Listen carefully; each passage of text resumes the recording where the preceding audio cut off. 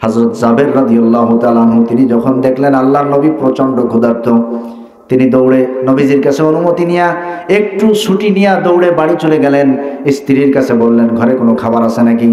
স্ত্রী বললেন, আটা যা আছে তাতে বর্তমান ওজনের মাপে 2.5 কেজির মতো আটা আছে, আর একটা ছাগল আছে ছোট, আর কিছু নাই। হযরত জাবের বললেন, ছাগলটা জবাই দিয়ে যাচ্ছি, তুমি এটা রান্না করার ব্যবস্থা করো আর আটা বানাও, আমি আল্লাহর নবীকে দাওয়াত দিব, সাথে আর 2-4 জনকে দাওয়াত দিব। স্ত্রীকে রান্না করতে বলে এসে খন্দকের এখানে বসে নবীজির কানে কানে গিয়ে বললেন, ইয়া রাসূলুল্লাহ, আপনার ক্ষুধার যন্ত্রণা তো আমার আর সহ্য হয় না, আমার বাড়িতে একটু খাওয়া দাওয়ার আয়োজন হয়েছে কিন্তু খাবারের পরিমাণ বেশি না, আপনি অল্প কয়েকজন সাহাবার সঙ্গে করে নিয়ে আমার বাড়িতে কিছুক্ষণ পরে খেতে যাবেন। আল্লাহর নবী সকল সাহাবাদেরকে ডাক দিয়া বললেন, ও আমার সাহাবারা, তোমরা যারা কাজ করতেছো, আমার জাবের, আমার সাহাবা তোমাদের সবাইকে দাওয়াত দিয়েছে। হযরত জাবের চিন্তায় পড়ে গেলেন যে খাবার যা আছে তা 3-4 জন খাওয়া যাবে। নবীজিরই বললাম গোপনে, আল্লাহ রাসূল দাওয়াত দিয়ে দিলেন গড়ে, এখন করব কি, পরিস্থিতি কি হবে? আল্লাহ নবী বললেন, জাবের চিন্তার কোনো কারণ নাই, তোমার স্ত্রীকে গিয়ে বলে আসো যেভাবে রান্না করবে ওই পাতিল যেন আর আগলা না করে ওইভাবে রেখে দিতে বলো। বাড়িতে গেলেন, বলে আসলেন, কিন্তু দুশ্চিন্তা মন থেকে যাচ্ছে না, এত মানুষ কি করবে। আবার এটাও বুঝতেছে যে রাসূল যখন বলেছেন তাহলে নিশ্চয়ই এর মধ্যে কোনো ফয়সালা আছে। এই বিশ্বাস রাসূলের প্রতি তাদের ছিল। যাই হোক, এরপর যখন সবাইকে নিয়ে নবীজি খেতে গেলেন, হাড়ির ঢাকনা পুরো আগলা করলেন না, একটু আগলা করে ওখান থেকে তরকারি উঠাইয়া দেওয়া শুরু করলেন। রুটির যে পাতিল ছিল সেখান থেকে একটু আগলা করে রুটি বের করে দিতে লাগলেন। সমস্ত সাহাবারা খাওয়ার পরে পেট পুরে খেলেন। এরপরে আল্লাহ নবী বললেন, জাবের, তোমার ঘরে খাইতে বাকি আছে কে কে? বললেন, ইয়া রাসূলুল্লাহ, আমার স্ত্রী আছে, আমার 2টা সন্তান আছে। আল্লাহ নবী বললেন যে যাও, এইবার তোমার আহাল পরিবারকে খেতে বলো। তখন তারা হাড়ির ঢাকনা, তরকারির ঢাকনা, রুটির ঢাকনা উঁচু করে দেখে যা বানায় রাসূলের সামনে দিছিলাম তা সেইভাবেই ধরা আছে। সুবহানাল্লাহ, আলহামদুলিল্লাহ, সমস্ত প্রশংসা আল্লাহ পাকের, গুণগান করেছি, শুকরিয়া আদায় করেছি। আচ্ছা বলুন তো, আল্লাহ পাকের শুকরিয়া যদি আমরা আদায় করি এতে আল্লাহর বিশাল লাভ হয়ে যায় না? কথা জবাব দিচ্ছেন না কেন? লাভ কাদের হয়? যারা বলবে, যারা শুকরিয়া আদায় করবে, কৃতজ্ঞ হবে, তাদের লাভ হবে।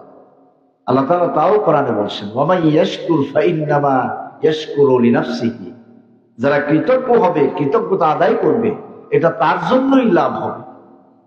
আমাদের কৃতজ্ঞতা আদায় আর না আদায়ের ব্যাপারে আল্লাহ পাক মুখাপেক্ষী নন। ভাই আমার, যেহেতু সময় অত্যন্ত সংক্ষেপ, এই অঞ্চলের মাহফিলগুলো আমার এজন্য ভালো লাগে যে দীর্ঘ রাত করে মাহফিল হয় না, যাতে ফজরের নামাজ কাজা হয়। আমি ভূমিকায় আর মোটেও কথা বাড়াতে চাই না। আসুন সরাসরি আমরা আমাদের আজকের যে নির্ধারিত বিষয় আছে, আমাকে হুজুর বলেছেন খন্দকের যুদ্ধ সম্পর্কে আলোচনা করতে। খন্দকের যুদ্ধ নামটা বলেন তো, কি বললাম? সবাইকে জোরে বলতে হবে, আরো জোরে বলতে হবে। আপনাদের ক্ষুধা লাগছে নাকি? তাহলে জোরে জোরে জবাব দিবেন। মুখ যদি না খুলি তাহলে আমরা কিছু শিখতে পারবো না। কথাগুলি আমাদের শেখা দরকার। খন্দকের যুদ্ধ, এই যুদ্ধটির আরেকটি নাম আছে, সেটি হলো আহজাবের যুদ্ধ, এবং এই নামে কোরআনে কারিমে একটি সূরাও আছে, সূরাতুল আহজাব। আহজাব হলো হিজবুন শব্দের বহুবচন। হিজবুন মানে একটি দল, আহজাব মানে অনেকগুলি দল। মহাজোট না মহাজোট? মহাজোট।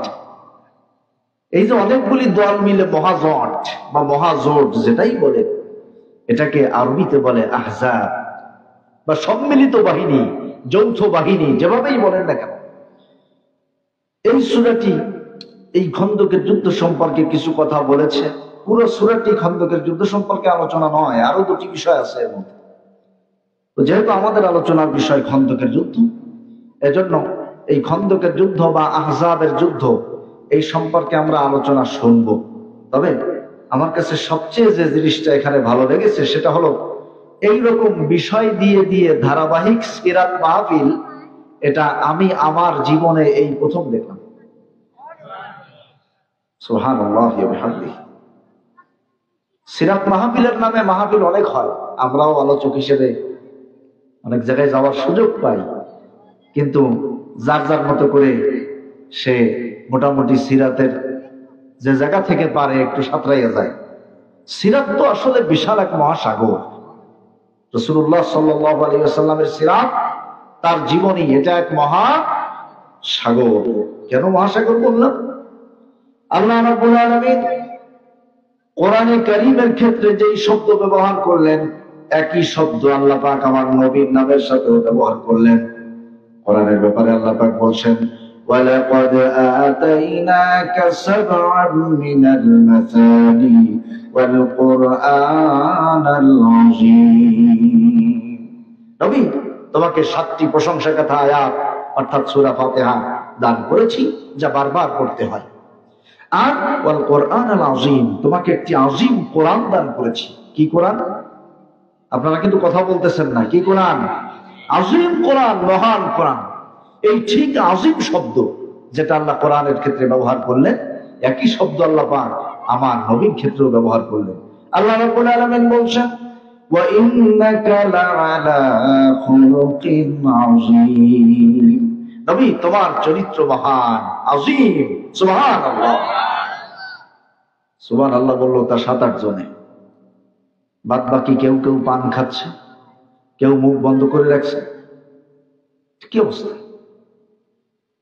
সুবহানাল্লাহ বললে কি মারাত্মক কোনো অসুবিধা হবে? অথবা বেশি ক্ষুধা লেগে যেতে পারে, বারবার এই সুবহানাল্লাহ আলহামদুলিল্লাহ বলে, এরকম কোনো ঝামেলা আছে নাকি? পেরেশানি নাই তো?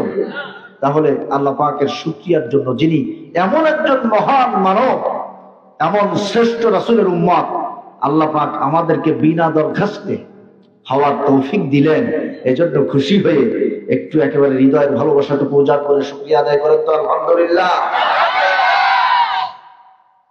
ভাইরা আমার, কোরআনের ক্ষেত্রে যে আযীম শব্দ ব্যবহার হলো, একই শব্দ যেই নবীর ক্ষেত্রে আল্লাহ পাক ব্যবহার করলেন। দেখুন নবীজির স্ত্রীরা কি বলছেন।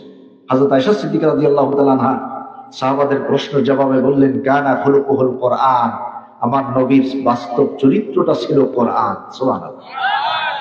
আরেকজন স্ত্রী বলেছেন, নবীজি যখন রাস্তা দিয়ে হাঁটতেন মনে হতো কাআন্নাল কোরআন ইয়ামশি, যেন জীবন্ত কোরআনটা হেঁটে যাচ্ছে। বন্ধুগণ আমার, এই আযীম কোরআনের যেমন ব্যাখ্যা করে শেষ করার মতো যোগ্যতা পৃথিবীতে কোনো মানব দানব, কোন জিন জাতি কারো নাই সৃষ্টি জগতের। আল্লাহ পাক কোরআনে কারিমে বলছেন, قُلْ لَوْ كَانَ الْبَحْرُ مِدَادًا لِكَلِمَاتِ رَبِّي لَنَفِدَ الْبَحْرُ قَبْلَ أَن تَنفَدَ كَلِمَاتُ رَبِّي وَلَوْ جِئْنَا بِمِثْلِهِ مَدَدًا। সমস্ত পৃথিবীর সাগরের পানিগুলি যদি কালি হয়ে যায়, আর পৃথিবীতে যতগুলি গাছ আছে সব যদি কলম হয়ে যায়, আল্লাহ পাকের কালেমার ব্যাখ্যা লেখা যদি শুরু হয়, তাহলে এরকম কালি শেষ হয়ে যাবে, কলম শেষ হয়ে যাবে। আবার যদি কালি বানানো হয়, আবারও কলম বানানো হয়, এভাবে শেষ হতে থাকবে। কিন্তু আল্লাহ পাকের কালামের ব্যাখ্যা লিখে শেষ করা যাবে না।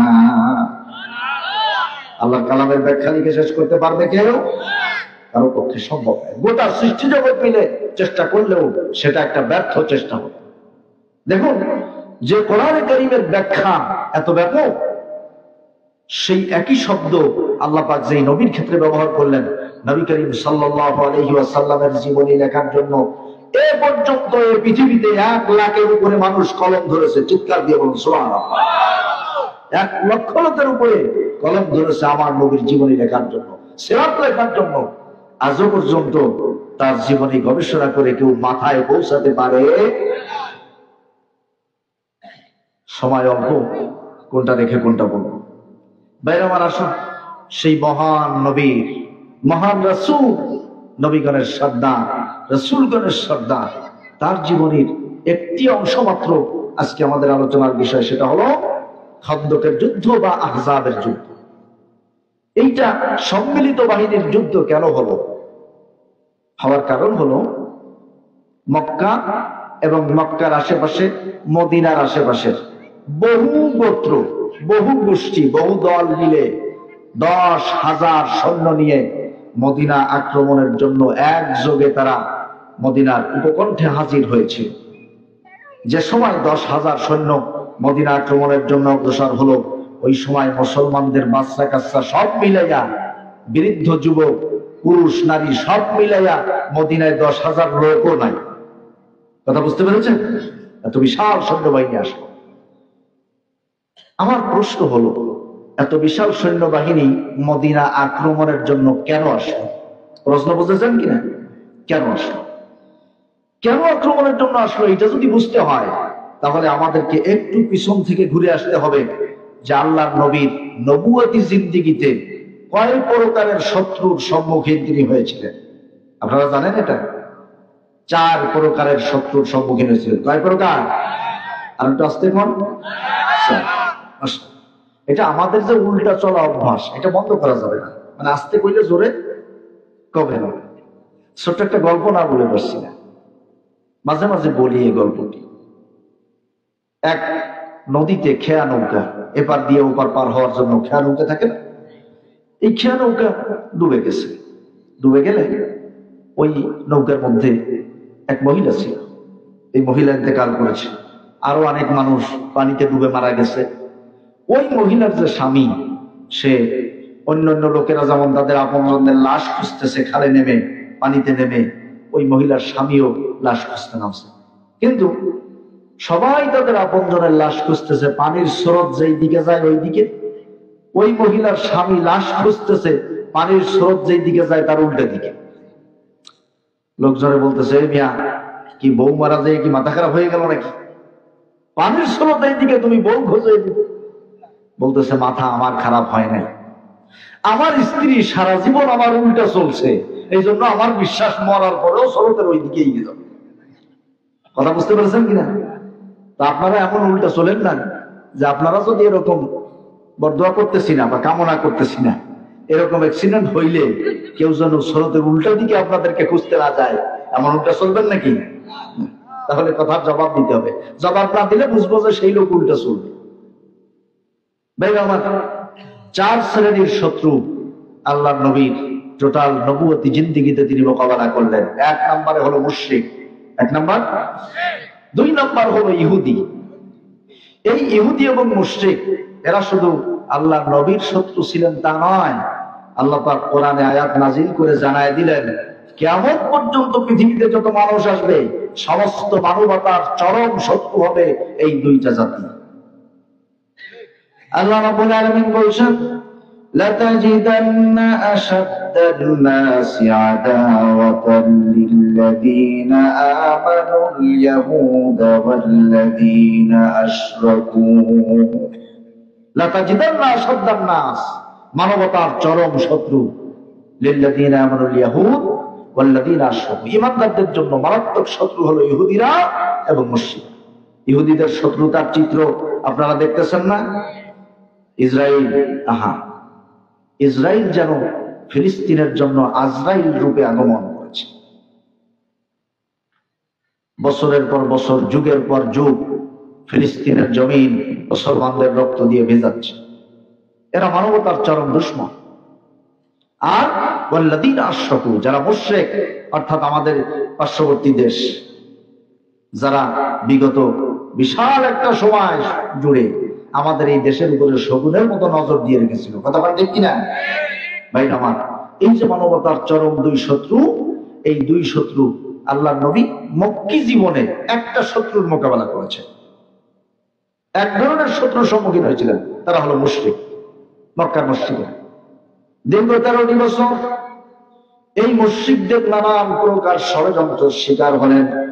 এক পর্যায়ে গিয়ে আল্লাহর নবী যখন দেখলেন যে একেবারে তাদের ষড়যন্ত্র, তাদের জুলুম নির্যাতন চরম পর্যায়ে পৌঁছে গেছে, নবীজিকে যখন হত্যা করার জন্য গেল, আল্লাহ পাকের অর্ডার হয়ে গেল।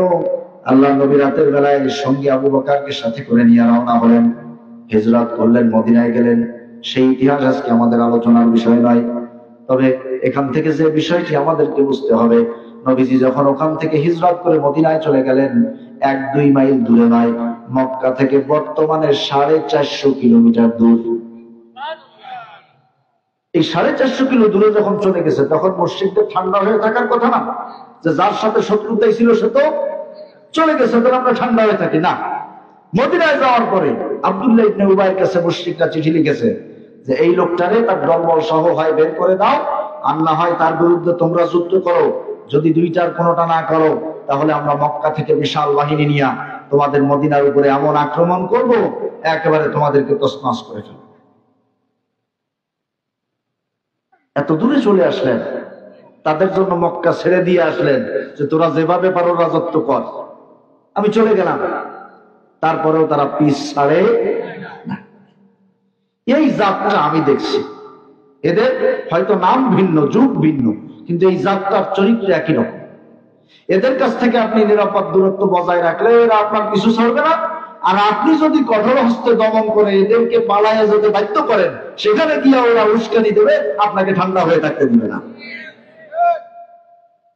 কল রেকর্ড ফাঁস করবে, পারবে না কিছু করতে, কিন্তু উস্কানি দিয়ে দিয়ে ঝামেলা পাকাই দিতে থাকবে। অর্থাৎ পলাই গেলেও শান্তিতে থাকতে দেবে না, আর আপনি এদের থেকে সরে গেলেও শান্তিতে থাকতে দেবে। জাতটাই এরকম। ভাইরা আমার, ওখানে ছিল এক শত্রু মুশরিক। মদিনায় আসার পরে শত্রু হলো ইহুদি, শত্রু হলো মুনাফিক, শত্রু হলো আর এক দল আরব বেদুইন ডাকাত। ডাকাতেরা শত্রু হলো কেন? এই ডাকাতগুলি এরা কোনো ধর্মের ব্যাপারে আগ্রহী ছিল না, এদের কোনো ইন্টারেস্ট ছিল না, যে যার ধর্ম পালন করবে করুক। কিন্তু তারপরেও এরা রসুলের উপরে ক্ষিপ্ত হলো কেন, খেপলো কেন?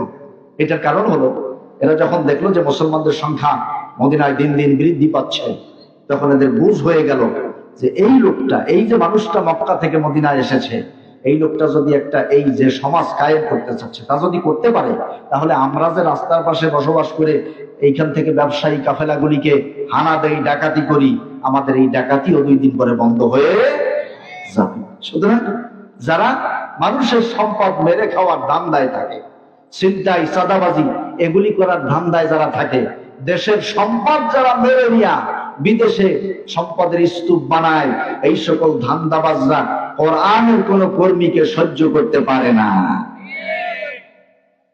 ঠিক আরো আসতে পান, যদি শুনে ফেলায় এটা বিপদ।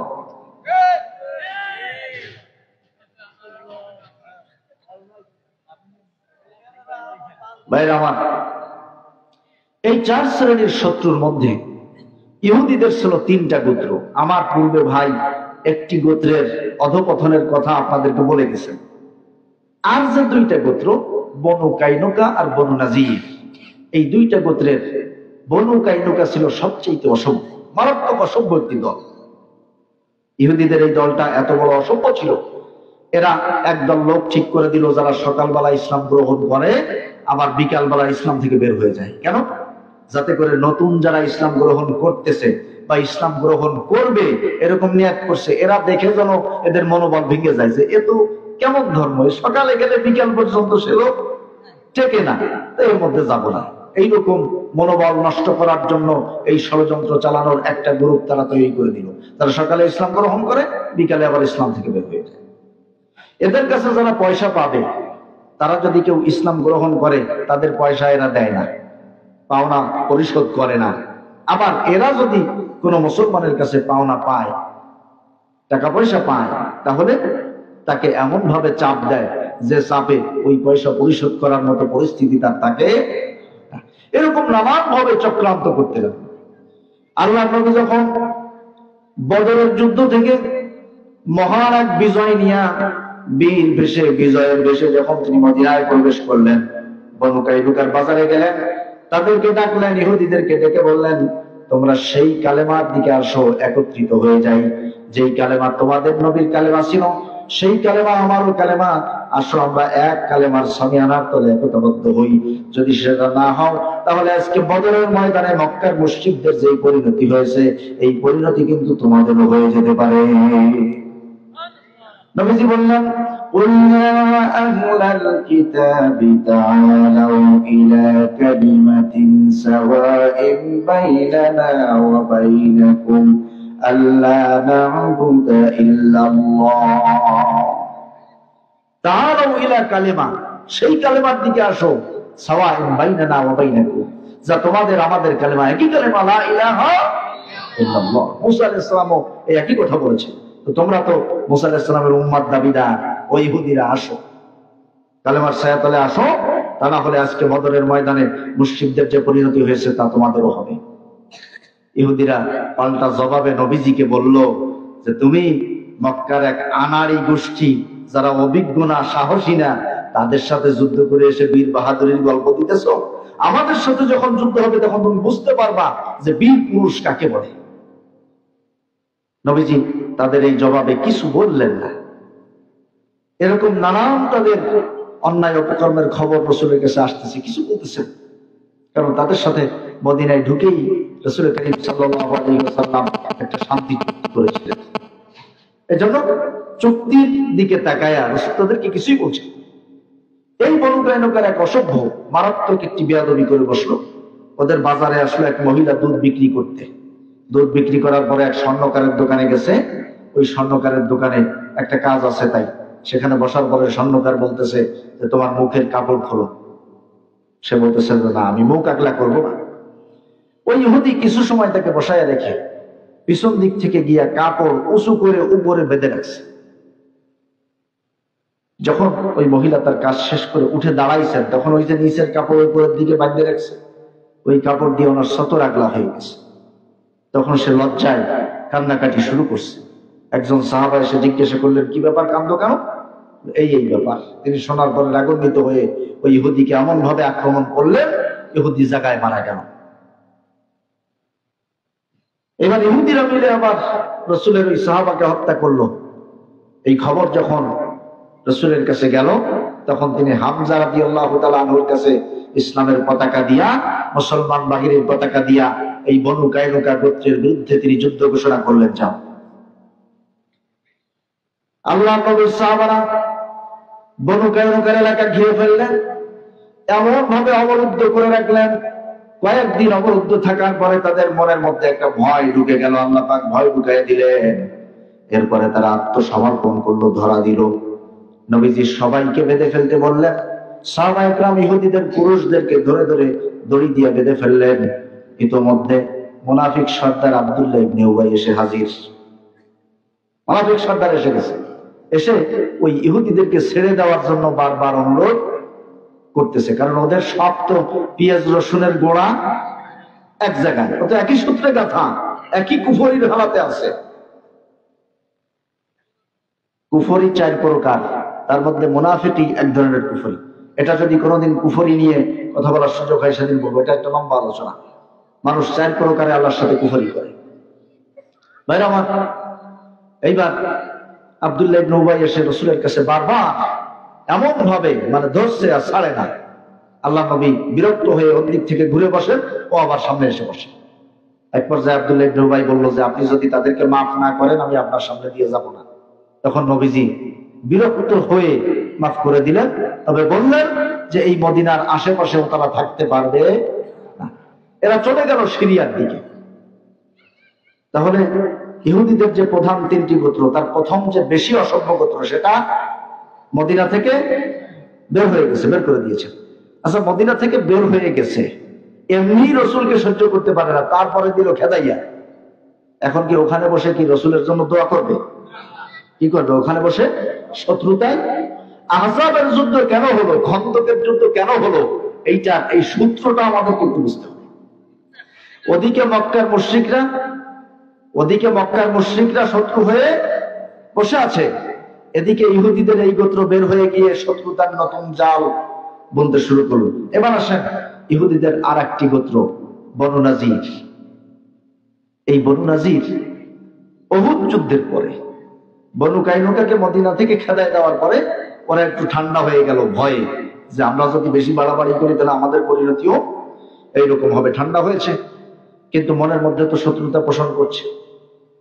উহুদ যুদ্ধে যখন নবীজির একটি আদেশ অমান্য করার কারণে সাময়িক একটি পরাজয় মুসলমানদের হলো, এরপরে যদিও বিজয় হয়েছে, কিন্তু ওই সাময়িক পরাজয়ের খবরটায় ইহুদিদের মনের মধ্যে, মুনাফিকদের মনের মধ্যে আবার একটু সাহস জেগে উঠল যে এইবার মনে হয় মুসলমানরা দুর্বল হয়ে গেছে। এই উহুদ যুদ্ধের পরে একদিন ওই বনু নাজির গোত্র অর্থাৎ ইহুদিদের যার একটা গোত্র আছে, এই অসভ্য দলেরা আল্লাহ নবী তাদের কাছে গেলেন। বনু কিলাবের 2 জন ব্যক্তিকে একজন সাহাবা ভুলে হত্যা করে ফেলেছেন। তো ইহুদিরা চুক্তিবদ্ধ ছিল যে যদি কেউ হত্যা হয় তার মুক্তিপণ দেওয়ার জন্য সবাই মিলে দিবে, মুসলমানরাও দিবে, ইহুদিরাও দিবে। আল্লাহ নবী কয়েকজন সাহাবাকে সঙ্গে করে নিয়ে এই মুক্তিপণের টাকা আনার জন্য ইহুদিদের কাছে গেলেন। ইহুদিদেরকে বললেন, তারা বলল যে আপনি এখানে বসেন, আমরা টাকা নিয়ে আসি। নবীজি একটি দেয়ালের পাশে বসলেন। ওরা ওই পাশে গিয়া ষড়যন্ত্র করলো, এইটাই তো আমাদের জন্য চরম একটা সুযোগ। এই দেয়ালের উপর থেকে মাথার উপরে যদি একটা পাথর ফেলে দেই তাহলে আমাদের দুশ্চিন্তা দূর হয়ে যাবে, আমাদের মাথার চিন্তার বোঝাটা আমাদের মাথার উপর থেকে সরে যাবে। বলেন নাউযুবিল্লাহ। এই ষড়যন্ত্র যখন তারা করলো, আল্লাহ রাব্বুল আলামিন হযরত জিবরিল আমিনকে পাঠিয়ে দিলেন। জিবরিল এসে বললেন, ইয়া রাসূলুল্লাহ, আর এক মুহূর্ত এখানে বসা যাবে না, ইহুদিদের এই ষড়যন্ত্র চলছে। নবীজির সঙ্গে সঙ্গে কোনো কথা না বলে উঠে চলে আসলেন। যে কয়েকজন সাহাবার সঙ্গে ছিল তারাও উঠে চলে আসলো। কেউ কিছু বুঝতে পারলো না নবীজি কেন উঠে গেলেন। এরপরে তারা জিজ্ঞাসা করলেন, ইয়া রাসূলুল্লাহ, মুক্তিপণের টাকা না নিয়ে কেন চলে আসলেন? আল্লাহ নবী বললেন, এই এই ব্যাপার, তারা আমাকে হত্যার ষড়যন্ত্র করেছে। সাহাবা ইকরাম বললেন, আমাদেরকে অনুমতি দেন, আমরা যুদ্ধ করব। আল্লাহ নবী বললেন যে না, যেহেতু তাদের সঙ্গে আমি একটা চুক্তিবদ্ধ অবস্থায় আছি। নবীজি ইহুদিদের কাছে একটা চিঠি পাঠাইলেন, 10 দিন সময় দিলাম, 10 দিনের মধ্যে মাল সামানা যা পারো গোছাই নিয়া মদিনা ছেড়ে দূরে কোথাও চলে যাবা। আর যদি না যাও, 10 দিন পরে, 10 দিন মেয়াদ শেষ হয়ে যাওয়ার পরে তোমাদের বিরুদ্ধে কিন্তু যুদ্ধ ঘোষণা হয়ে যাবে। নবীজির এই চিঠি পাওয়ার পরে ওদের ভয় ঢুকে গেছে মনের মধ্যে, কারণ ওই যে আগে একদল পরিস্থিতি কি হয়েছে তো জানে, ওরা ভয় ঢুকে গেছে। তো ওরা ওদের মাল সামানা গোছগাছ শুরু করছে যে যা পারে নিয়ে বের হয়ে যাবে। মুনাফিক সর্দার আব্দুল্লাহ ইবনে উবাই, ওই যে সেই লোক, বুঝতে পারছেন তো, মানে বন্ধুরা ছেড়ে চলে যাক এইটা এই বন্ধু চায় না, বরঞ্চ বন্ধু ছেড়ে চলে গেছে তারপরেও যে কোনো কৌশলে বন্ধুরে আবার আনা যায় কিনা এরকম প্রচেষ্টা মনের মধ্যে লালন করে। ওই যে আব্দুল্লাহ ইবনে উবাই, শুনছেন তো, ওই যে আব্দুল্লাহ ইবনে উবাই, ওই আব্দুল্লাহ ইবনে উবাই এই খবর যখন পাইলো তখন সে দেখলো যে একের পর এক ইহুদিরা যদি এইভাবে পলায় চলে যায়, এলাকা যদি শূন্য হয়ে যায়, তাহলে মুহাম্মদ সাল্লাল্লাহু আলাইহি ওয়াসাল্লামের রাজত্ব চলবে, আমার তো একেবারে বলটল কমে গেল, শক্তি কমে যাবে, আমি হালকা হয়ে যাব, দুর্বল হয়ে যাব। সে গোপনে যাইয়া বললো যে কি একটা হুমকি দিয়েছে, অমনি দৌড় দাও, আমার 2000 সৈন্য রেডি আছে, যদি তোমাদেরকে এখান থেকে বের করে দেওয়া হয় আমিও তোমাদের সাথে বের হয়ে যাব আমার এই 2000 সৈন্য নিয়ে। আর যদি তোমাদের বিরুদ্ধে যুদ্ধ করা হয় তাহলে আমিও তোমাদের পক্ষ নিয়ে তাদের বিরুদ্ধে যুদ্ধ করব। আল্লাহ পাক সূরা হাশরে তাদের সেই পরিকল্পনার কথা জানায় দিলেন। আল্লাহ রাব্বুল আলামিন বলেন, ألم تر إلى الذين نافقوا يقولون لإخوانهم الذين كفروا من أهل الكتاب لئن أخرجتم لنخرجن معكم ولئن قوتلتم لننصرنكم والله يشهد إنهم لكاذبون। আল্লাহ রাব্বুল আলামিন বললেন, নবী, ওই যে যারা মুনাফিক নেফাকি করেছে তোমার সঙ্গে, ওরা ইহুদিদের ওই গোত্রটাকে বলেছে, লাইন উখরিজতুম লানাখরুজান্না মাআকুম, যদি তোমাদেরকে বের করে দেওয়া হয় আমরাও বের হয়ে যাব। ওয়ালাইন কুতিলতুম, যদি তোমাদের সাথে যুদ্ধ করতে আসে, লানানসুরান্নাকুম, তোমাদেরকে সাহায্য করব। ও নবী, যদিও ওরা ওদেরকে সাহস দিয়ে রাখতে চায়, কিন্তু ওদের সাথে যুদ্ধ করলে এরা সাহস করে ওদের সহযোগী হবে না। আল্লাহু ইয়াশহাদু ইন্নাহুম লাকাযিবুন, আল্লাহ বলতেছেন যে আমি খুব ভালো করেই জানি যে ওরা মিথ্যা কথা বলছে। যাই হোক, তো 10 দিন ওরা এই বল যখন পাইছে মুনাফিকদের কাছ থেকে, তখন ওই যে গোছগাছ করতেছিল ওইটা বন্ধ করে দিয়ে রাসূলের কাছে খবর পাঠাইছে, আমরা এখান থেকে যাব না, তুমি যা পারো তাই করো। নবীজি অপেক্ষায় রইলেন যে আমি 10 দিন সময় দিছি, 10 দিন শেষ হোক। শেষ হওয়ার পরেই আল্লাহ নবী সাহাবাদের একটা দল পাঠিয়ে দিলেন, তাদের সমস্ত দুর্গগুলি সাহাবারা গিয়ে ঘিরে ফেললেন।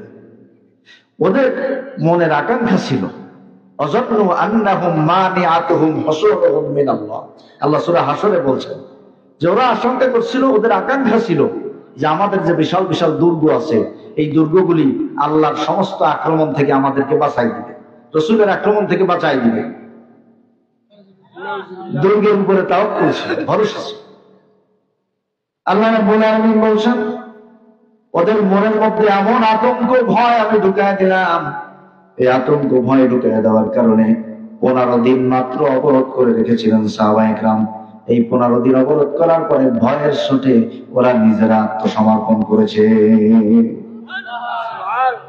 এদেরকেও বের করে দিলেন, মদিনা থেকে বের হয়ে যাও, যেহেতু চুক্তি ভঙ্গ করেছ, তোমাদের সাথে আমার যে চুক্তি ছিল সেই চুক্তি তোমরা রাখো নাই। আমরা ঐক্যবদ্ধ ভাবে যার যার ধর্ম সে পালন করুক, কিন্তু ঐক্যবদ্ধ ভাবে আমরা মদিনা বাঁচাবো, মদিনা ঠেকাবো, বহিঃশত্রুর আক্রমণ হলে আমরা ঠেকাবো। কিন্তু তোমরা এখানে থেকে আমার বিরুদ্ধেই ষড়যন্ত্র করতেছো, তাই তোমরা চুক্তি ভঙ্গ করছো, সুতরাং এখানে থাকার কোনো অধিকার তোমাদের নাই, যাও বের হয়ে যাও। মদিনা থেকে বের হয়ে গেল। আচ্ছা বলেন তো, যারা এই যে পরে যারা বের হয়েছে, এরা ওইখানে গিয়ে শুধু নামাজ পড়বে আর রসুলের জন্য দোয়া করবে নাকি? এরাও ওখানে গিয়ে আলাদা করে ষড়যন্ত্র পাকাতে লাগবে। এরপরে ওই যে বেদুইন ডাকাত দল, যারা আসলে কোন ধর্মের না, কিন্তু এদের কাজ হলো সিরিয়ার যে ব্যবসায়ী কাফেলাগুলি যাওয়া আসা করে, এই যাওয়া আসার পথে পথে এরা ঘর বানায়া বসতি স্থাপন করলো, আর ওখান থেকে ব্যবসায়ী কাফেলাদের উপরে হানা দিয়া ডাকাতি করে করে মাল সামানা নিয়ে নিয়ে এইভাবে খাই। এই গ্রুপের বিরুদ্ধে আল্লাহ নবী আর একটা অভিযান পরিচালনা করলেন। তাহলে যারা ঘরে বসে ডাকাতি করে নিরিবিলি পরের সম্পদ খাইয়ে বাইসা ছিল, তাদের বিরুদ্ধে যদি অভিযান পরিচালনা করা হয়, তারা কি খুশি হয়েছে না রাগান্বিত হয়েছে? এবার শত্রুর সংখ্যা বাড়তেছে না কমতেছে? বাড়তে বাড়তে এরকম আরো যতগুলি দল ওই আহজাবের যুদ্ধে, খন্দকের যুদ্ধে এসেছিল, সব দলের বিরুদ্ধে ছোটখাটো অভিযান আল্লাহ নবী পরিচালনা করেছেন, তাদের বিভিন্ন অপকর্মের কারণে, অন্যায়ের কারণে। কথা বুঝতে পারছেন? সূরাতুল আহজাব এটা কোরআনে কারীমের 33 নম্বর সূরা। কয় নম্বর সূরা? সবাইকে জোরে জবাব দিতে হবে। 33 নম্বর সূরা। এই 33 নম্বর সূরা গবেষণা করতে গিয়ে দেখলাম, এই আহজাবের যুদ্ধে বা খন্দকের যুদ্ধে মোট 33টি গোত্র একত্রিত হয়ে মদিনা আক্রমণের জন্য অগ্রসর হয়েছিল। আবার সূরা আহজাবে আয়াত আছে 73টি। কতটি আয়াত? 73। আল্লাহ নবী বলছেন, আমার উম্মতের মধ্যে 73 দল হবে। শুনছেন না আপনারা? হাদিস 73 দল হবে। সেই 73-এর মধ্যে একটি দল হবে সলিড, আর ওই গোটা 72 দল অর্থাৎ আহজাব, মহাজোট আর কি, এই সব দল মিলে মহাজোট হয়ে ওই সত্যের পক্ষে থাকা একটি দলের উপরে সর্বাত্মক আক্রমণ চালাবে, যেমনটি মদিনায় আহজাবের যুদ্ধে চালিয়েছিল। সব মিলে একটি দলের বিরুদ্ধে আক্রমণ চালাবে। ভাইরা আমার, এবার আসুন আমরা খন্দকের যুদ্ধের প্রেক্ষাপটে ঢুকি। এই যে বিভিন্ন গোত্র থেকে 10,000 সৈন্য একত্রিত হয়ে আক্রমণের জন্য অগ্রসর হয়েছে, এই খবর রাসূল করিম সাল্লাল্লাহু আলাইহি ওয়াসাল্লামের নিযুক্ত কূটনৈতিক যারা ছিলেন বিভিন্ন জায়গায়, তারা দ্রুত গতিতে আল্লাহ নবীর কাছে সংবাদ পৌঁছে দিল যে বিশাল এক বাহিনী কিন্তু মদিনা আক্রমণের জন্য আসতেছে। নবীজি তিনি তো তার জীবনের কোন সাইড নিয়ে কথা বলবেন? সকল সাইডে তিনি সেরা, সকল দিকে তিনি সেরা। দেখুন, যখন তিনি দুধের বাচ্চা, হযরত হালিমাতুস সাদিয়া বলছেন যে আমি যখন তাকে দুধ পান করানোর জন্য আমার বাড়িতে নিলাম, ওই সময় আমার আরেকটা দুধের সন্তান ছিল, আরেকটা সন্তান ছিল, সেও দুধ পান করত, হালিমাতুস সাদিয়ার নিজের সন্তান। সেই সন্তানটি বাম স্তন পান করত, আর নবীজি ডান স্তন পান করতেন। হযরত হালিমাতুস সাদিয়া বলছেন, আমি অনেকবার চেষ্টা করেছি মুহাম্মদকে বাম স্তন পান করানোর জন্য, যতবার আমি তাকে এই পাশে নিয়েছি, একটি বারের জন্য আমার বাম স্তনে কখনো সে মুখ দেয় নাই। সুবহানাল্লাহ! একটা দুধের বাচ্চা, সে তার আর এক দুধ ভাইয়ের হক রক্ষা করার জন্য, ইনসাফ প্রতিষ্ঠিত করার জন্য যে দৃষ্টান্ত রেখেছেন, পৃথিবীর ইতিহাসে এমন দৃষ্টান্ত কোনোদিন ছিল না, আর কোনোদিন হবেও। কত বড় কথা! একটি দুধের বাচ্চা যে আমি যদি দুটো স্তন পান করি তাহলে আমার দুধ ভাই কি খাবে। হ্যাঁ, তার জীবনের কোন দিকে ঢুকবেন আপনি সেই দিকে তিনি সেরা। আমার নবী একজন সেরা যুদ্ধ বিশারদ, একজন সেরা সেনাপতি। তিনি খবর পেলেন এই বিশাল বাহিনী মদিনা আক্রমণের জন্য আসতেছে। তিনি সাহাবাদেরকে নিয়ে সঙ্গে সঙ্গে পরামর্শ বৈঠকে বসে গেলেন।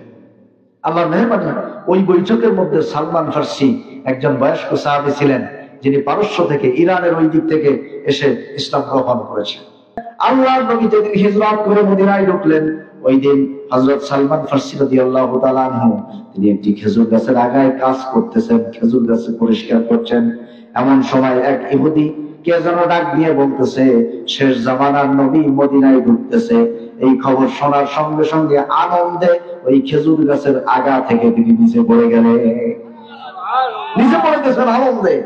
পড়ে যেই ইহুদির কাজ করেন সেই ইহুদিকে জিজ্ঞাসা করলেন যে তুমি এখানে কি শুনলাম, কে আসছে ধরুন? ইহুদি বলতেছে, হ্যাঁ বেটা তুই তোর কাজ কর, কে আসছে এটা তোর দরকার কি?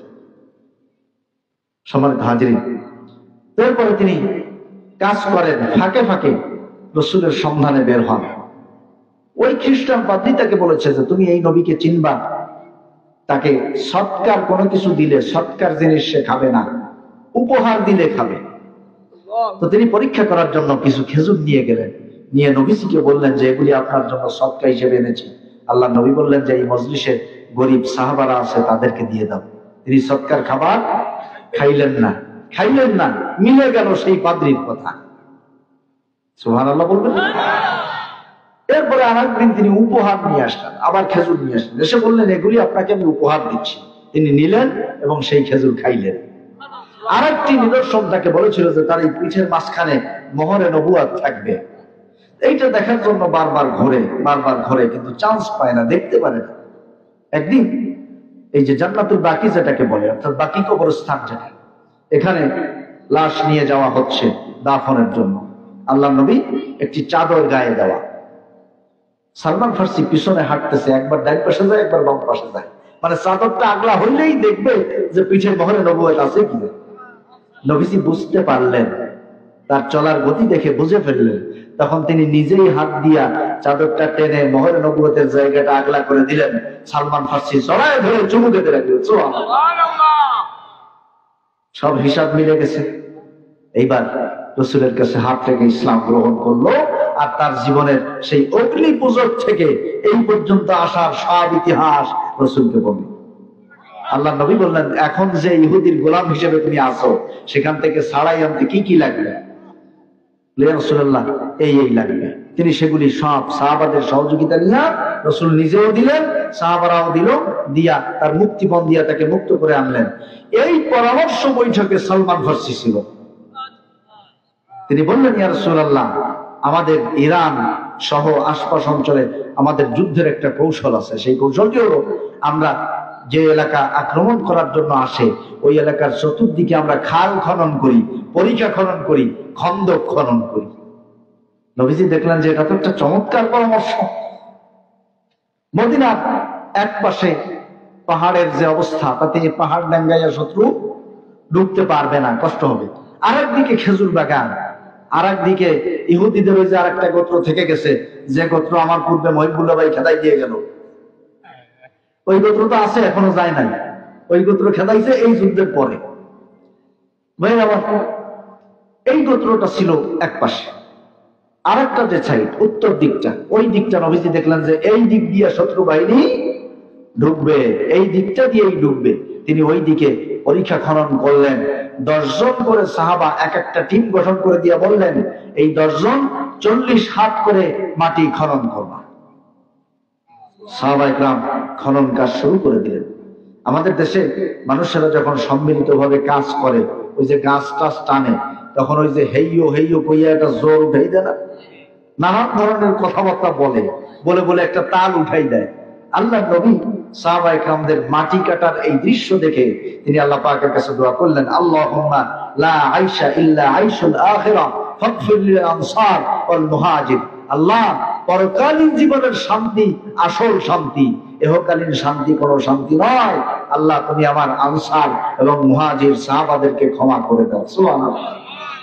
এই দোয়া যেই নবীজি করলেন, খুশিতে সাহাবায়ে কেরামের কাজের গতি কয়েক গুণ বেড়ে গেল। পরীক্ষা ফলানো শুরু হলো। আল্লাহর নবী নিজেও মাটি কাটার কাজে লেগে গেলেন। এমন একজন মহান মানব, এমন একজন মহান নবী, এমন একজন মহান নেতা আমরা পেলাম, আমরা একটু আমাদের জীবদ্দশায় সেই নেতাকে চেনার চেষ্টা করলাম না। মক্কা থেকে সর্বপ্রথম, একদম সর্বপ্রথম আবিসিনিয়ায় যে হিজরত করলো, যে ছোট্ট একটা গ্রুপ মুসলমানদের, ওই সময় মক্কায় মুসলিম ও ইসলাম যারা গ্রহণ করেছে তাদের নেতা ছিলেন আমার নবী। তাদের নেতা কে ছিল? নবীজি ছিলেন। যখন দেখলেন মুশরিকদের এই অত্যাচার জুলুম আর সহ্য করার মতো না, তখন তিনি তার কর্মীদেরকে বাঁচানোর জন্য তাদেরকে বললেন যে তোমরা নাজ্জাশীর এলাকায় হিজরত করে চলে যাও। এই লোকটা যদিও মুসলিম না, খ্রিস্টান, কিন্তু সে একজন ভালো মানুষ, ন্যায়পরায়ণ মানুষ, অন্যায়কে তিনি সমর্থন করেন না। আচ্ছা বলুন তো, রাসূল যখন মক্কার নেতা, ওই মুসলমান মুসলিম ও মুসলমানদের যারা কেবল ইসলাম গ্রহণ করছেন প্রথম সারির, তাদের নেতা রাসূল, রাসূল কি আগে নিজে পলায় গেলেন নাকি আগে কর্মীদেরকে সেভ করলেন? এই জন্য কিয়ামত পর্যন্ত যারা রাসূল সাল্লাল্লাহু আলাইহি ওয়াসাল্লামের আদর্শে কোরআনের আন্দোলন করবে, তারা ফাঁসির মঞ্চে ফাঁসির দড়ি গলায় দিয়া ঝুলবে, কিন্তু কর্মী রেখে পলায়া চলে যাবে না। এটাই রাসূলের আদর্শ। আর যারা মুনাফিকি আদর্শ, কুফরি আদর্শে লালিত পালিত হবে, এরা বেকায়দা দেখলে কর্মীর কপালে কি আছে ও দেওয়ার সময় নাই, নেতা পলাইয়া সারে। না, আমি সৌদি আরবের গল্প বলতেছি। ওটা বাংলাদেশে মিলে যাচ্ছে, মিলে গেলে তো আমার কিছু করার নেই, কেতাবে তো তাই লেখা। আমি গত 4 বছর আগে বাগেরহাটের একটি জায়গায় শেখ হেলাল সাহেব এমপির পিএস এর বাড়ি, ফিরোজ, তার বাড়ির পাশে, নামটাই বলে ফেললাম, একেবারে তার ঘরের পাশে আমার তাফসীর মাহফিল। আমি যখন মোটরসাইকেল নিয়ে রওনা হয়েছি, তখন ওখান থেকে ফোন দিছে, হুজুর বড় এক নেতার বাড়ির পাশে মাহফিল, খবরদার কোনো উল্টাপাল্টা কথা বলবেন না। আমি বললাম যে শোনেন, কোনো টেনশন করার দরকার নাই, আমি আপনাদের ওখানে আলোচনা করবো সূরা লাহাব থেকে, আর আবু লাহাবের বাড়ি হলো মক্কায়, তাতে আপনাদের নেতার কোনো অসুবিধা হবে না। কয় ওই তো ঝামেলা হয়ে যাবে, যেই আপনি আবু লাহাবের কথা কবেন সেই তো নেতা থাকবে। কেন, ঘটনা কি? আবু লাহাবের বাড়ি মক্কায়, সে আমাদের কোনো আত্মীয় নাই, এই দেশের লোক না। আবু লাহাবের কথা বললে আপনার কোনো নেতা থাকবে কেন? কয় না হুজুর, আবু লাহাবের কথাটা বাদ দিয়ে কর। কথা বোঝেন? আমরা কাদের পিছনে ছুটতেছি? ফায়দা তো ভাবো, কিয়ামতের ময়দানে মানুষ যখন ধরা খেয়ে যাবে, তখন বলবে যে ইয়া ওয়াইলাতা লাইতানি লাম আত্তাখিদ ফুলানান খলিলা। আরে দুনিয়ায় যদি এই লোকটার সাথে সম্পর্ক না রাখতাম, এই লোকটার সাথে যদি বন্ধুত্ব ওঠা বসা না করতাম, এই লোকটার কথা মতো যদি না চলতাম, তাহলে আজকে কিয়ামতে এইভাবে ধরা খেতাম। কার পিছনে ঘোরেন? খুব হিসাব করে বলবেন। তিনি কোরআনের আইন প্রতিষ্ঠিত করতে চান কিনা, কোরআন নিজে পড়েন কিনা, তার নিজের জীবন স্বচ্ছ কিনা, দিনের চরিত্র একরকম রাতে আর এক রকম কিনা, এটা দেখে তারপরে বলবেন। সামান্য এই কয়েকটা দিনের সামান্য কিছু লোভ লালসার তালে পড়ে অনন্তকালের পরকাল নষ্ট করবেন না আমার ভাইরা, অনুরোধের ভাষায় বলছি, খবরদার। বন্ধুগণ, এইবার খনন শুরু হয়েছে। নবীজি যখন নিজেই নেমে গেলেন মাটি কাটতে, হযরত আবু বকর সিদ্দিক রাদিয়াল্লাহু তাআলা এসে বললেন, ইয়া রাসূলুল্লাহ, আমরা তো পর্যাপ্ত কাজ করতেছি, আমরা যথেষ্ট লোকজন আছি, আপনি কেন নিজে কাজ করতেছেন? আল্লাহ নবী বললেন, আবু বকর থামো, তোমাদের 5-6 জনের কাজ আমি একা করতে পারবো। সুবহানাল্লাহ। নবীজি কাজ করতে লাগলেন, কাজ করতেছেন, আর গোয়েন্দা দিয়া খবর নিচ্ছেন যে বাহিনী কত দূর আসলো। এক পর্যায়ে বাহিনী আসা এবং কাজ যতটুকু বাকি আছে, দুইটার সমন্বয় করে দেখলেন যে যদি নামাজ পড়তে যাই তাহলে খনন করে শেষ করতে পারবো না, তার আগে বাহিনী ঢুকে যাবে। এই জন্য জোহর আসর কাজা করে ফেললেন।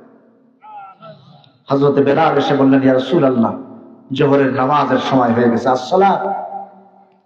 আল্লাহ নবী বললেন, বেলাল কথা বলো না, গর্ত খনন করো, খনন করো। মদিনা বাসলে না আরো নামাজ পড়তে পারবা, কিন্তু এই বাহিনী যদি একযোগে ঢুকে যায় তাহলে নামাজ কালাম মক্কা মদিনা সব এই জনবের তলে এখানেই শেষ হয়ে যাবে। খন্দ খনন করতেছেন, সাহাবায়ে কেরাম ঠিকমতো খাবারও খেতে পাচ্ছেন না, ক্ষুধার্ত অবস্থায় আছেন। হযরত জাবের রাদিয়াল্লাহু তাআলা আনহু তিনি যখন দেখলেন আল্লাহর নবী প্রচন্ড ক্ষুধার্ত, তিনি দৌড়ে নবীজির কাছে অনুমতি নিয়ে একটু ছুটি নিয়ে দৌড়ে বাড়ি চলে গেলেন। স্ত্রীর কাছে বললেন ঘরে কোনো খাবার আছে নাকি? স্ত্রী বললেন আটা যা আছে তাতে বর্তমান ওজনের মাপে 2.5 কেজির মতো আটা আছে, আর একটা ছাগল আছে ছোট, আর কিছু নাই। হযরত জাবের বললেন ছাগলটা জবাই দিয়ে যাচ্ছি, তুমি এটা রান্না করার ব্যবস্থা করো আর আটা বানাও, আমি আল্লাহর নবীকে দাওয়াত দিব, সাথে আর 2-4 জনকে দাওয়াত দিব।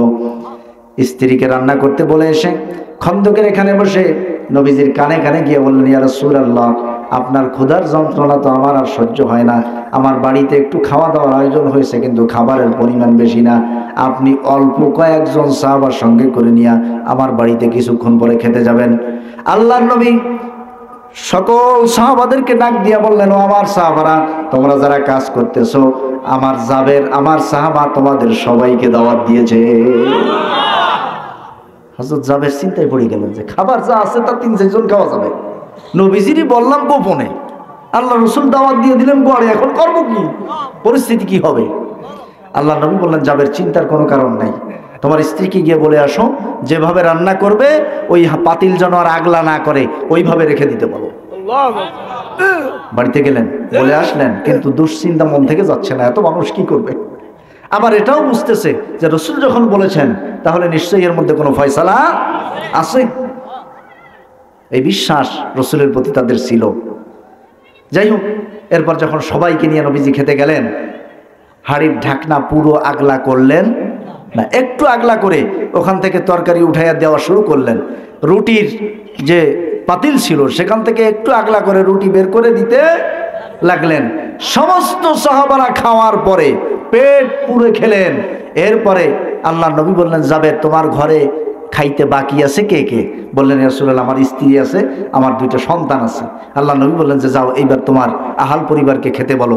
তখন তারা হাড়ির ঢাকনা, তরকারির ঢাকনা, রুটির ঢাকনা উঁচু করে দেখে যা বানায়া রাসূলের সামনে দিছিলাম তা সেইভাবেই ধরা আছে। সুবহানাল্লাহ। খাওয়া দাওয়া সারলেন, আসলেন, খন্দক খনন শেষ হয়ে গেল। খন্দক খননও শেষ, শত্রু বাহিনীও হাজির। এই ধরনের যুদ্ধ কৌশল, এই খন্দক খনন, খাল খনন করে শত্রু বাহিনীর মোকাবেলা করা, এইটা আরবে পরিচিত ছিল না। এই বুদ্ধি তো এসে পারস্য থেকে, সালমান ফার্সির পক্ষ থেকে, এই বুদ্ধি তো আরবের বুদ্ধি না। এখন ওরা এসে এই খন্দক দেখে ওদের গতি রোধ হয়ে গেছে, ওরা দুশ্চিন্তায় পড়ে গেছে যে যেভাবে যা অ্যাডগুট করে আসছিলাম তা তো হচ্ছে না, কি করি এখন, কিভাবে আক্রমণ করব। ওরা ওখানে অবরোধ করে ফেললো যে এদেরকে আমরা অবরোধ করে রাখবো, এক সময় খাবার দাবারের অভাবে এরা আমাদের কাছে আত্মসমর্পণ করবে, হত্যা করে ফেলবে। অবরোধ শুরু হলো, 1 দিন 2 দিন নয়, 1 মাস অবরোধ করে রেখেছিল। এই শত্রু বাহিনী যখন মদিনার উপকণ্ঠে এসে হাজির হয়ে গেল, তখন আল্লাহর নবীর সাহাবা কারা আর সাহাবাদের মধ্যে মুনাফিক লুকিয়ে থাকা কারা, এই 2টা পরিষ্কার হতে লাগলো। নবীজির সাহাবা ইমানদার যারা, তারা এই শত্রু বাহিনী দেখার পরে কি বলল? আল্লাহ রাব্বুল আলামিন কোরআনে কারীমে তাদের এই কথাগুলি তুলে দিয়েছেন। ওয়ালাম্মা রাআল মুমিনুনাল আহজাবা ক্বালু হাযা মা ওয়া'আদানা আল্লাহু ওয়া রাসূলুহু ওয়া সাদাকাল্লাহু ওয়া রাসূলুহু ওয়া মা যাদাহুম ইল্লা ঈমানান ওয়া তাসলীমা। আল্লাহ নবীর সাহাবারা যখন দেখলো, ওয়ালাম্মা রাআল মুমিনুন, ইমানদারেরা যখন দেখলো আহজাব, যে সম্মিলিত বাহিনী আইছে, বিশাল বাহিনী এসেছে, তখন ভয় পায় নাই। ভয় পাইছে নাকি? না, আল্লাহ পাক বলতেছেন যে ভয় পাই নাই, বরং কি বলছে? তারা বলছে যে হাদা মা ওয়া'আদানা আল্লাহু ওয়া রাসূলুহু, আরে এইগুলির কথাই তো আমাদেরকে আল্লাহ এবং আল্লাহর রাসূল বলতেন, সেইগুলি এসে হাজির হইছে। ওয়া মা যাদাহুম ইল্লা ঈমানান ওয়া তাসলীমা। এত বিশাল বাহিনী দেখে ভয় তো পায় নাই, বরং যাদাহুম ঈমানাও ওয়া তাসলিমা, তাদের ইসলামও বেড়ে গেল, ঈমানও বেড়ে গেল। সুবহানাল্লাহ। আল্লাহ রাব্বুল আলামিন বলছেন, এই শত্রু বাহিনীকে মদিনার উপকণ্ঠে পৌঁছায়া দিয়া আমি রসুলের ওই দলের মধ্যে একটু ঝাঁকা দিলাম। হুনালিকা বিতুলিয়াল মুমিনুনা ওয়া যুলজিলু জিলজালান শাদীদা। যুলজিলু জিলজালান শাদীদা, আল্লাহ বলতেছেন যে আমি একটু নাড়া দিলাম। কেন নাড়া দিলেন? আপনাদের এই অঞ্চলে তো ধান পান হয় নাকি? সবাই একটু কথা কন। আমার কাছে যা মনে হলো, আমি দেখলাম যে খাবারের ড্যাগ আসতেছে বারবার, তাতে আপনাদের মনে হয় একেবারে না খাইয়ে বাসায় যাওয়ার সুযোগ নাই। তা এই যে একটু বলে যে খাওয়া দাওয়া করবে, তো একটু খিদে লাগানো লাগবে না? একটু জোরে জোরে করে খিদে টিদে লাগান। বের আমার আল্লাহ বলছেন যে আমি একটু নাড়া দিলাম সাহাবাদের মধ্যে। কেন? আপনারা যারা ধান কাটেন, ধান কেটে বাড়ি আনার পরে যখন মলন দেন বা মাড়াই করার পরে মাড়াই করেই কি ওইভাবে বস্তা ভরে রেখে দেন ঘরে? কি করেন?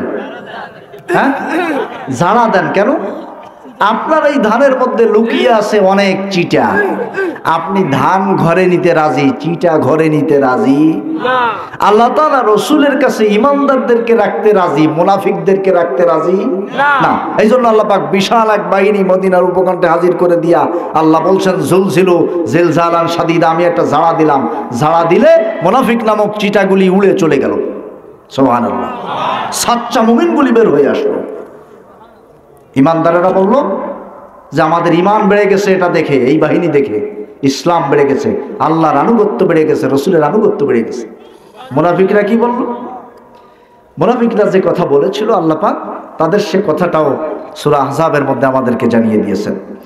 وَإِذْ يَقُولُ الْمُنَافِقُونَ وَالَّذِينَ فِي قُلُوبِهِم مَّرَضٌ ما وعدنا الله ورسوله إلا غرورا। মুনাফিকরা বলতে শুরু করলো যে আল্লাহর রসুল আমাদের সাথে ওয়াদা করছে, বলছে আমরা রোম পারস্যের মালিক হব, রোম পারস্য বিজয় করব, হ্যান করব, ত্যান করব, আর এখন আমরা ভয়তে প্রস্রাব করতেও বেরিয়ে দিতে পারি না। তাহলে আল্লাহ এবং আল্লাহর রসুল ইল্লা গুরুরা, আমাদের সাথে ধোঁকাবাজি করেছে। নাউযুবিল্লাহ। আল্লাহ তাআলা চিটাগুলিকে উড়িয়ে দিলেন। শুধু নিজেরাই গেল না, বরং মদিনার অন্যান্য লোকদের মনে ভয় ঢুকানোর জন্য তারা যে কথা বলেছিল আল্লাহ পাক তাও আমাদেরকে জানাই দিলেন। আল্লাহ রাব্বুল আলামিন বলছেন, وَإِذْ قَالَتْ طَائِفَةٌ مِّنْهُمْ يَا أَهْلَ يَثْرِبَ لَا مُقَامَ لَكُمْ فَارْجِعُوا وَيَسْتَأْذِنُ فَرِيقٌ مِّنْهُمُ النَّبِيَّ يقولون إن بيوتنا عورة وما هي بعورة إن يريدون إلا فرارا। আল্লাহ তাআলা বলছেন, এই মুনাফিকদের একদল বলল, ইয়া আহলা ইয়াসরিব, হে ইয়াসরিবের অধিবাসীরা। মদিনার আগের নাম কি ছিল? ইয়াসরিব। তো তারা বলল যে হে ইয়াসরিবের অধিবাসীরা, তোমরা এখান থেকে বের হয়ে সরো তাড়াতাড়ি, না বাঁচতে পারবা না, লাইন খারাপ, ভয় ঢুকাচ্ছে। কেউ গিয়ে রসুলের কাছে মিথ্যা অজুহাত দিয়ে ছুটে চাইতে লাগলো, বললো ইয়া রাসূলুল্লাহ ইন্না বুয়ুতানা আওরা, আমাদের ঘরগুলো তো অরক্ষিত অবস্থায় আছে, এই যে শত্রু বাহিনী আক্রমণ করে বসতে পারে, আমার একটু ছুটি দেন, আমি ঘরটা যেয়ে রক্ষা করি। আল্লাহ বলছেন ওমা হিয়া বিআওরা, তাদের ঘর অরক্ষিত ছিল না, বরঞ্চ ইল্লা ফেরারা, ওরা হলো ফেরারি হইয়া পলাইয়া সরে যাবে, সেই জন্য এই অজুহাত খুঁজতেছে। যাই হোক, ইহুদিরা নানানভাবে ছলে বলে কৌশলে এই যুদ্ধ থেকে সরে গেল, সাচ্চা ইমানদারেরা দাঁড়িয়ে থাকলো। আল্লাহ নবী এই দীর্ঘ অবরোধের কারণে চিন্তা করতে লাগলেন যে কিভাবে এই বিশাল বাহিনীর মধ্যে ফাটল ধরানো যায়। তখন তিনি একটা গ্রুপকে ডেকে আনলেন, তাদের সর্দারকে ডেকে এনে বললেন যে তোমরা যদি এই বাহিনীর থেকে বের হয়ে যাও, তাহলে মদিনার যে সহায় সম্পদ আছে, মদিনায় যে খেজুর উৎপাদন হয়, তার অর্ধেক তোমাদেরকে দেব। মদিনার দুইজন আনসার তারা বললেন, ইয়া রাসূলুল্লাহ, এইটা কি আল্লাহর বিধান, নাকি আপনি আমাদেরকে বাঁচানোর জন্য এই বিশাল বাহিনীকে মোকাবেলা করার জন্য কৌশল হিসেবে ব্যবহার করতেছেন? আল্লাহ নবী বললেন যে না, এটা আল্লাহর বিধান না, আমি চাচ্ছি যে এই সম্পদের অফার দিলে ও এই দল থেকে বের হয়ে যাবে, তো তখন এই দলের মধ্যে একটা ফাটল ধরে যাবে, এরা আর টিকবে না। আনসার দুইজন বললেন, ইয়া রাসূলুল্লাহ, তাহলে এই চুক্তির দরকার নাই, আমরা যখন মুশরিক ছিলাম তখনই তো ওরা আমাদের কাছ থেকে এক পয়সার কিছু নিতে পারে নাই, আর এখন তো আমরা ইমানদার, এখন আমরা আল্লাহকে পেয়েছি, আল্লাহর রসুলকে পেয়েছি, প্রশ্নই আসে না ওদের সঙ্গে আমরা যুদ্ধ করতে প্রস্তুত, ওদের সাথে চুক্তির দরকার নেই। নবীজি চুক্তি করলেন না। ইতোমধ্যে মজার ঘটনা যেটা ঘটলো সেটা হলো, নুয়াইম ইবনে মাসউদ, এই লোকটা এসে একটা প্রভাবশালী গোত্রের অধিবাসী তিনি, এই লোকটা এসে রসুলের কাছে ইসলাম গ্রহণ করে বলল যে, ইয়া রাসূলুল্লাহ, আমি যে ইসলাম গ্রহণ করছি এইটা আমার গোত্রের লোক বা ইহুদিরা কেউ জানে না, এটা এখনো প্রকাশ হয় নাই, আপনি আমাকে দিয়ে এই যুদ্ধের যে কোনো সহযোগিতার কাজে লাগাইতে পারেন। আল্লাহ নবী বললেন, তুমি এই দুইটা দলের মধ্যে ফাটল ধরায় দাও, কারণ এই কৌশল অবলম্বন করা যুদ্ধে জায়েজ আছে। এইবার তিনি ওই যে মুনাফিকদের যে বনু কুরাইজা যে গোত্রটি আছে, এখনো পর্যন্ত তারা বের হয় নাই, এই বনু কুরাইজা গোত্রকে ওই শত্রুপক্ষ ম্যানেজ করে ফেলেছে, তাদেরকে বলেছে আমরা যে বিশাল বাহিনী আসছি এইটাই আমাদের জন্য শেষ সুযোগ, এইবার আমরা একযোগে আক্রমণ করলে এরা কেউ বাঁচতে পারবে না, এভাবে বুঝাইয়া বাজাইয়া তাদেরকে রাজি করেছে। এখন রাসূল সাল্লাল্লাহু আলাইহি ওয়াসাল্লাম দেখলেন যেই দিকে বনু কুরাইজার বসবাস ওই দিকটাতে কোনো প্রতিরক্ষা ব্যবস্থা রাখা হয় নাই, এখন যদি বনু কুরাইজা এই শত্রুর সঙ্গে মিলে যায় তাহলে মদিনা অরক্ষিত হয়ে যাবে, আমরা সব শেষ হয়ে যাব। আল্লাহর নবী এই ব্যক্তিকে দায়িত্ব দিলেন, এই যে নুয়াইম ইবনে মাসউদ রাদিয়াল্লাহু তাআলা আনহু, তাকে বললেন যে তুমি ওদের মধ্যে ফাটল ধরায় দাও।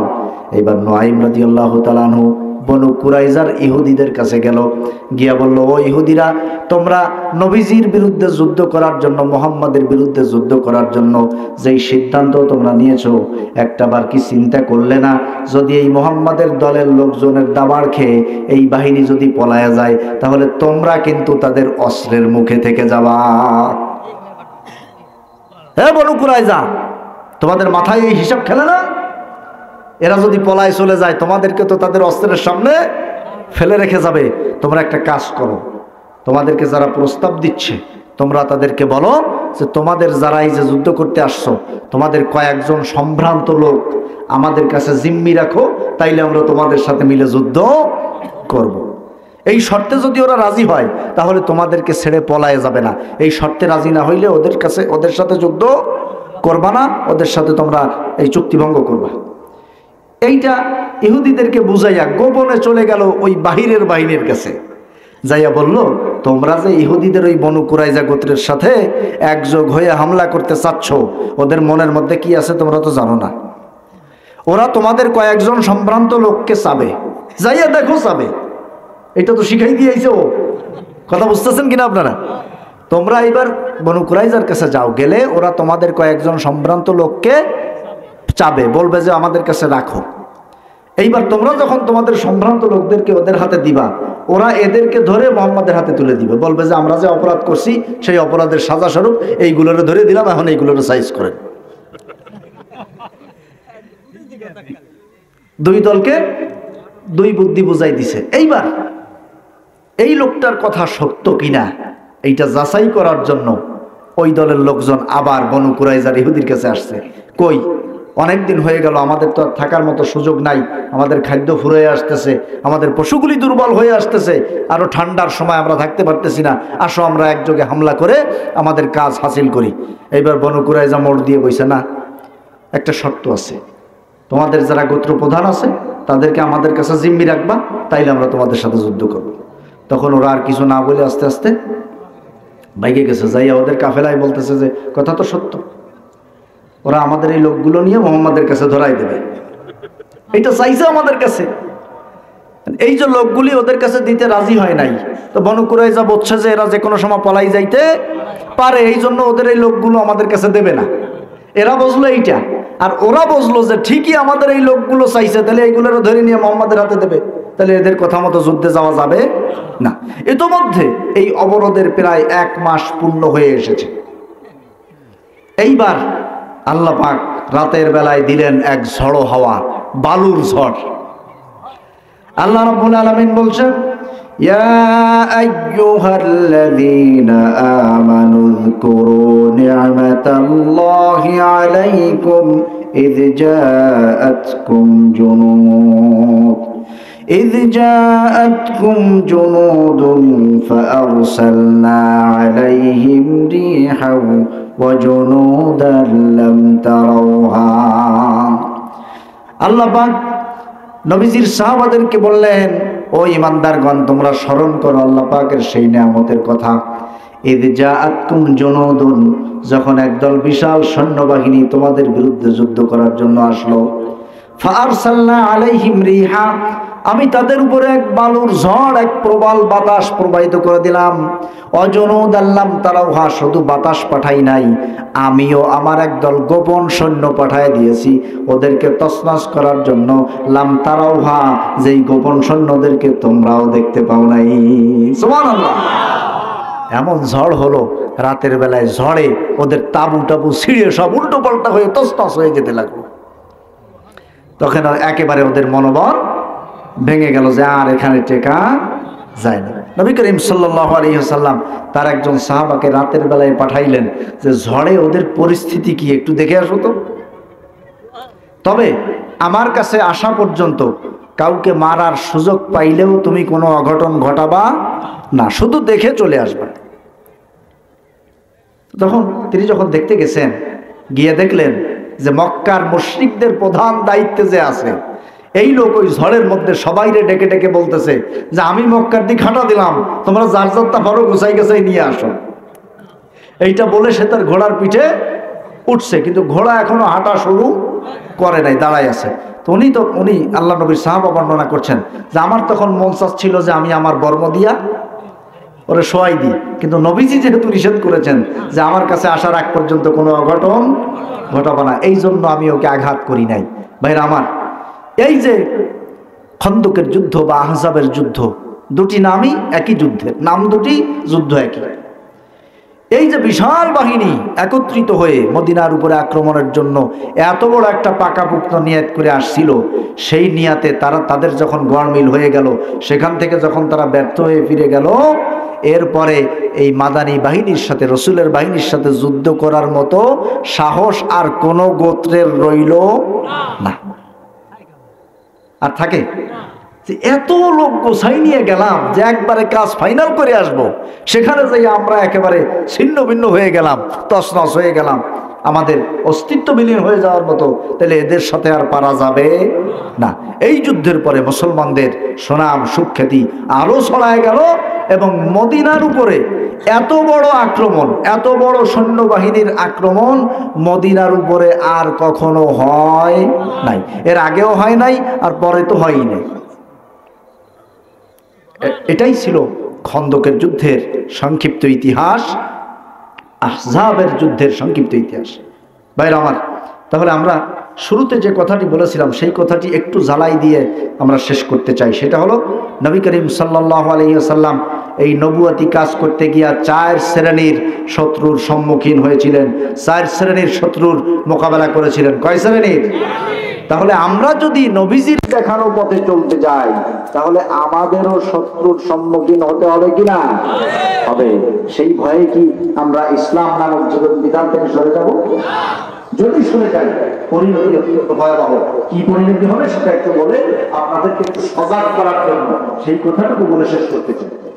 আল্লাহ রাব্বুল আলামিন তার নবীকে বললেন, শারা'লাকুম মিনাদ-দীনি মা ওয়াসসা বিহি নূহা ওয়াল্লাযী আওসাইনা বিহি ইব্রাহিম ওয়া মূসা ওয়া ঈসা আন আকিমুদ-দীন।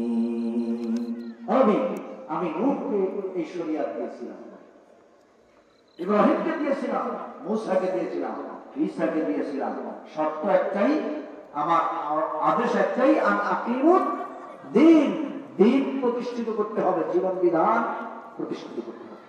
তবে একটা সতর্ক আল্লাহ পাক নবীজিকে সতর্ক বাণী জানায় দিলেন, সেটা হলো কাবুরা আলাল মুশরিকিনা মা তাদউহু ইলাইহি। তুমি যখন এই পথে ডাকবা, দিন কায়েমের পথে, তখন মুশরিকদের জন্য এটা কঠিন মনে হবে। তাহলে দিন কায়েমের পথে যারা আসতে চায় না, আল্লাহ তাআলার ভাষায় তারা, একটু সবাই জবাব দেন, মুশরিক। কোরআনে আরো অনেক জায়গা আছে, হুয়াল্লাযী আরসালা রাসূলাহু বিল হুদা ওয়া দীনিল হক লিইয়ুযহিরাহু আলাদ দীনি কুল্লি ওয়ালাউ কারিহা মুশরিকুন। এটা মুশরিকদের কাছে অপছন্দনীয়। তাহলে আমরাও যদি দিন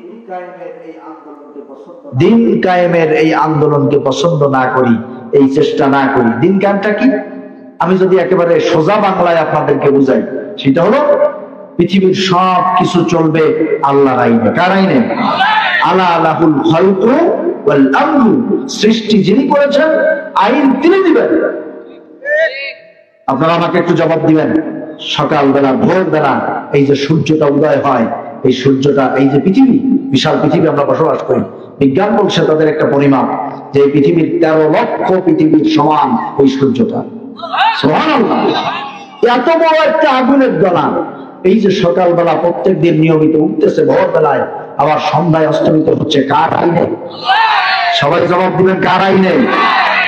এই যে দয়া কলা গাছে আপেল হচ্ছে, এটা কার আইনে?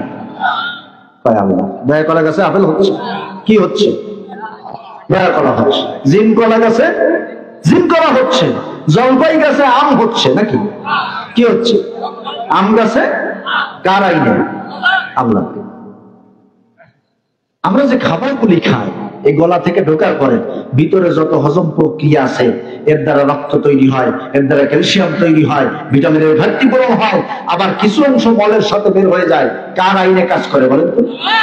ভিতরে ঢোকার পরে আমাদের আর কোনো মাতুব্বারি থাকে না। তাহলে ভিতরের সবকিছু চললো আল্লাহর আইনে। গোটা সৃষ্টি জগতের গাছপালা, তরুলতা, সূর্য, চাঁদ, তারকারাজি, আকাশ, মহাকাশ, জমিন, সব চললো আল্লাহর আইনে। শুধুমাত্র মানুষের বিধান, মানুষের জীবন প্রক্রিয়া চলবে মানুষের তৈরি করা আইনে। এটা কত বড় বোকামি কথা! তাহলে মসজিদে আপনি যে আল্লাহর আইন পালন করলেন, গোটা সৃষ্টি জগতে যে আল্লাহর আইন চলছে, এমনকি আপনার নিজের দেহের মধ্যেও যে আল্লাহর আইন চলছে, সেই আল্লাহ আপনার দেশের আইনে এসে এত দুর্বল হয়ে গেল যে সেখানে ব্রিটিশের আইন চালাতে হবে, আল্লাহর আইন চলবে না। এইটা যদি কেউ সমর্থন করেন, আমি আপনাদের সাথে রাগের ভাষায় বলছি না, ভালোবাসার ভাষায় বলছি, এইটা যদি কোন ব্যক্তি মন থেকে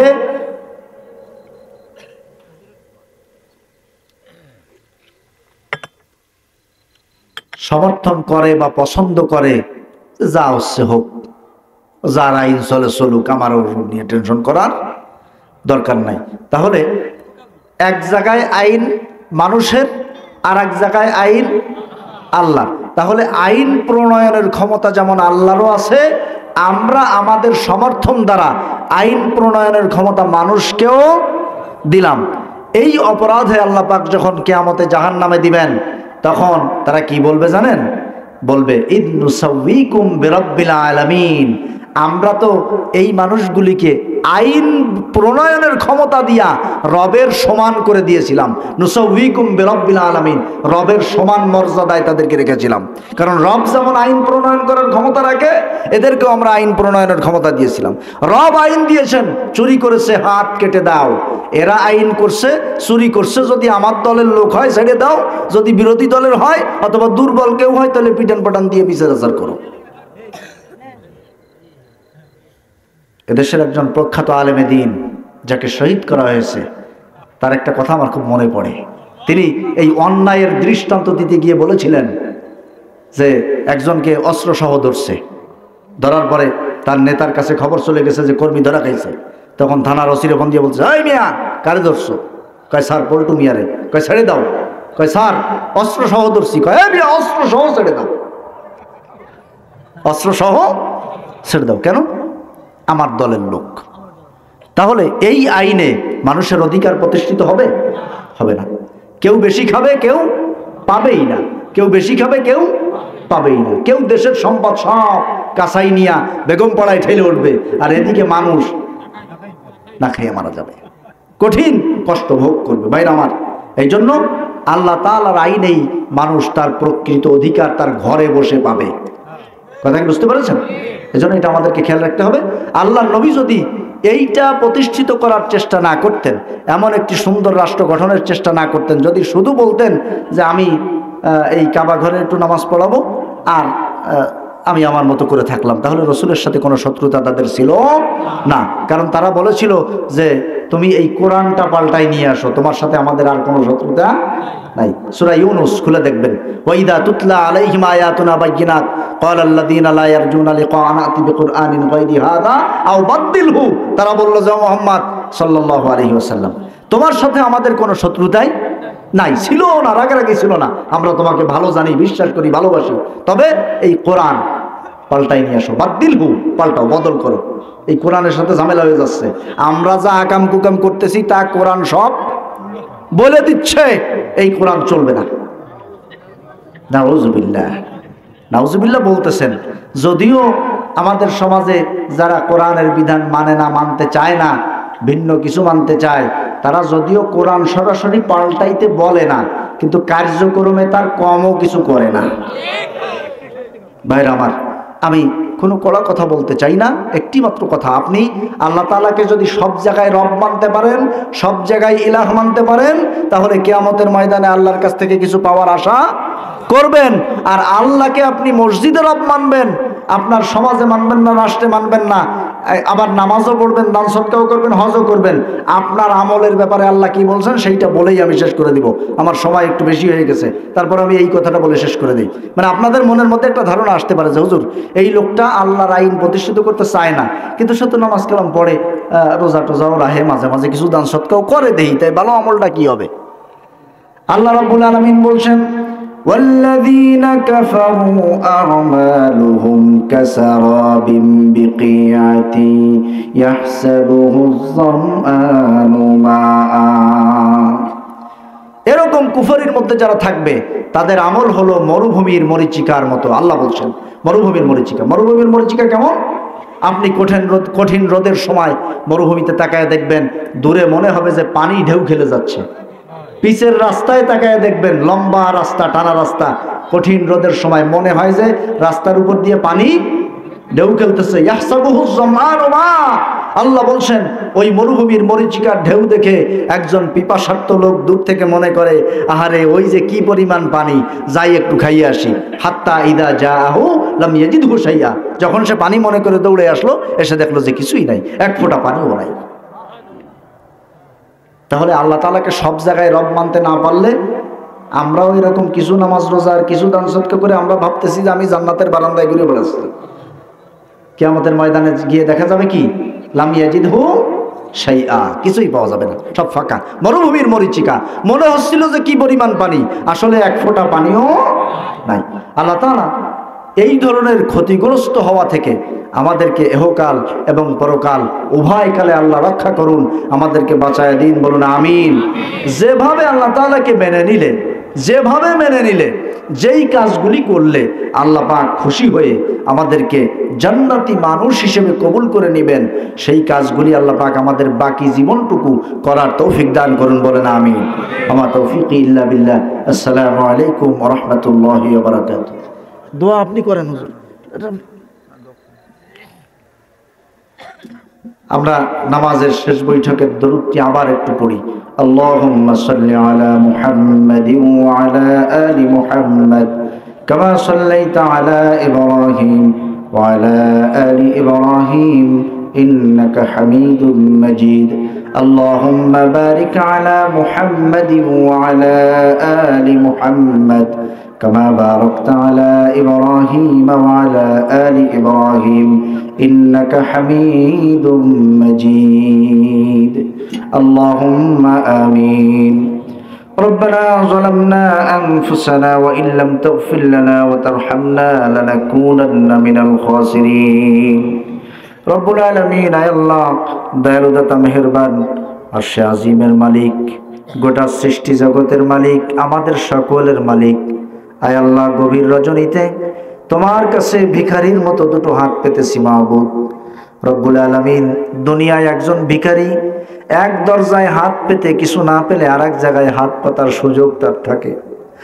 10টা জায়গায় ঘুরলে সবাই তাকে ফিরাইয়া দেয় না, কিছু না কিছু সে পেয়ে যায়। ও মাবুদ, এমন একটি দরবারে আমরা হাত পেতেছি ভিখারির মতো, অসহায়ের মতো, তুমি যদি আমাদেরকে ফিরাইয়া দাও, এভাবে হাত পাতার মতো আর কোনো দরজা আমাদের জন্য নাই। রব্বুল আলামিন, আমাদেরকে তুমি খালি হাতে ফিরাইয়া না দিয়া আমাদের তামাম জীবনের সমস্ত গুনাহগুলিকে মাফ করে দাও। রব্বুল আলামিন, জীবনে বুঝে না বুঝে, জেনে না জেনে কত প্রকার গুনাহ করে ফেলেছি আল্লাহ। আয় আল্লাহ, বিগত জীবনের আমল নামার দিকে যদি তাকাই, গুনাহ ছাড়ার তেমন কিছু দেখা যায় না। ও আল্লাহ, এই গুনাহ মাখা আমল নামা নিয়ে যদি তোমার কাছে হাজির হই, ওই কঠিন জাহান্নামের আসামি হতে হবে। মাহবুব, আমাদেরকে যদি তুমি মাফ করে দাও, কেউ তোমার কাছে কৈফিয়ত চাওয়ার সাহস রাখে না আল্লাহ। রব্বুল আলামিন, তুমি আমাদের সবাইকে মাফ করে দাও আল্লাহ। তুমি আমাদের জীবনের সব ভুলগুলি মাফ করে দাও রব্বুল আলামিন। তোমার কাছে হাত পাতার পরে মনে পড়ে গেল জনম দুঃখী আব্বা জানের কথা, যে আব্বা জান আমাদেরকে ছোটবেলা থেকে লালন পালন করার জন্য, আমাদের মুখে হাসি ফোটানোর জন্য, আমাদের চাওয়া পাওয়া পূরণ করার জন্য আব্বা জান মাথার ঘাম পায়ে ফেলে কত পরিশ্রম করেছেন, কষ্ট করেছেন।